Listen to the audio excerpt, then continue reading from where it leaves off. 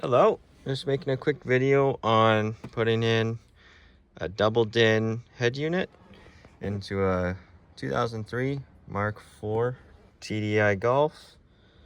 So this is for those of you who have the quad lock connector, which this big square one is called, and without amplifiers.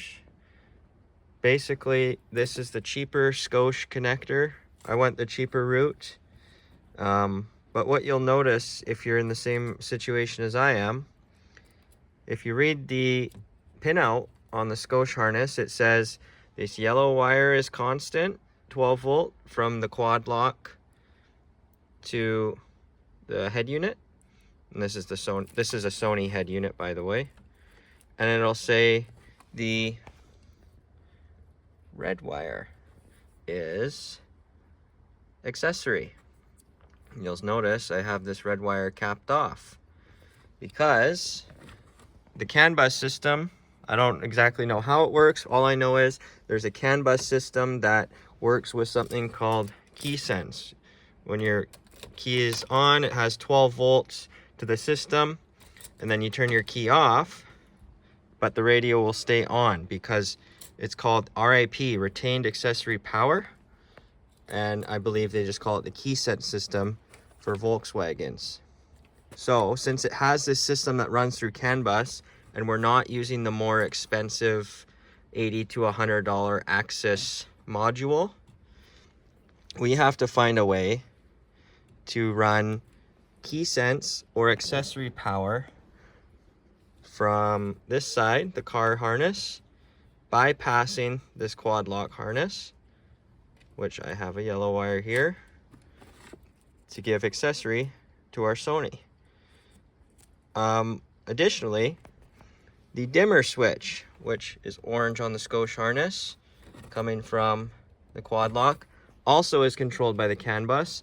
I believe because the original double din stereos and the factory stereos use a variable PWM style dimmer, whereas I believe most, if not all, of aftermarket stereos, maybe until you get into more expensive ones, they just use a 12 volt switch signal as soon as they notice the headlights on from a 12 volt headlight switch parking light signal.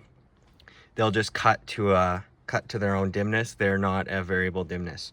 So additionally, while we need to run an accessory or key sense wire, there's two options for this. We have to run, I only had black wire, not orange.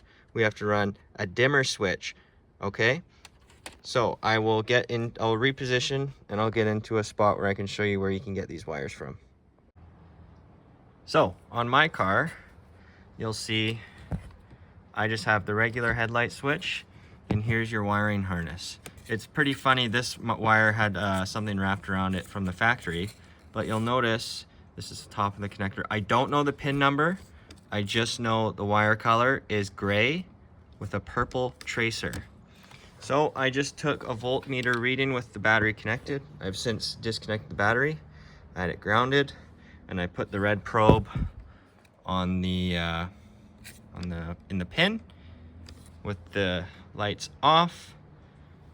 This is no voltage. With the lights on, this sends out a 12 volt switch signal on this gray and purple wire.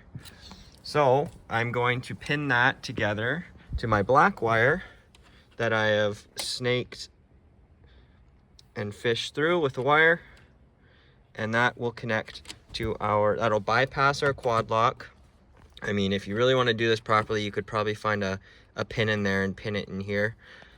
I'm not going to do that. I don't have pinning tools. But if you want, you can use this video and you can do it however you want. And then we're going to connect the black wire to, connect it to our dimmer wire, or switch dim on our Sony harness. Next is the 12 volt accessory wire or key sense. There's two options for this. I'm going with key sense.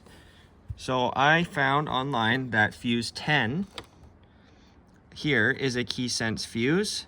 I believe this is part of the ECM circuit, which is potentially a little bit risky to tap into, so I elected to use a fuse, add a fuse tap. So I don't have one in right now. I will once the wires are connected. I don't want a hot circuit. So I again fish that up in line with my black wire, and this will be here. Again, for testing this circuit, I connected the battery and put my red probe in here, held that there, and my voltmeter read 0 volts with the key off. Key on, it read 12, so that'd be engine running, and then engine stopped. It still read 12 volts until you pull your key out. Then that's when it cuts the accessory power. That's why it's called key sense or retained accessory power. So this will keep the radio running with your key in while your car's off. I don't know how long the accessory power stays for, but I do know that it retains accessory power for a certain amount of time, if not indefinitely, until the key is pulled out. Now, someone else, or maybe a couple other people, were noting fuse 37. I don't have my fuse diagram here, but again, this video is just a guide, because a lot of the stuff on the forums is older, pictures are outdated or missing, and yeah, I just figured more information out there, the better. So if you also find another key sense fuse, again, you can do it, go your own way and try that. And then others are saying if you want to not buy or not go for key sense, you can go straight to 75X, which might be a little easier to do.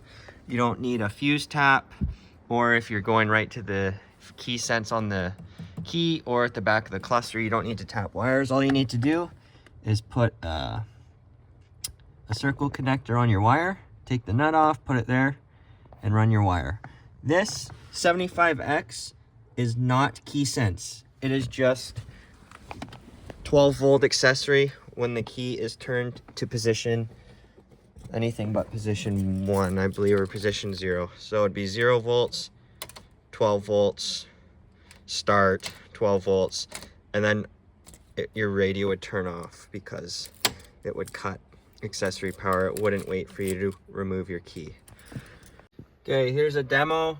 Obviously, do not connect your wires like this and leave them. This is just to make sure before I zip everything up and heat shrink and connect it that it works. This is my accessory wire coming from fuse 10. I have the tap in place with both fuses in. Battery's connected. Radio is off. Key into position 2. It's quite a long startup. Yep.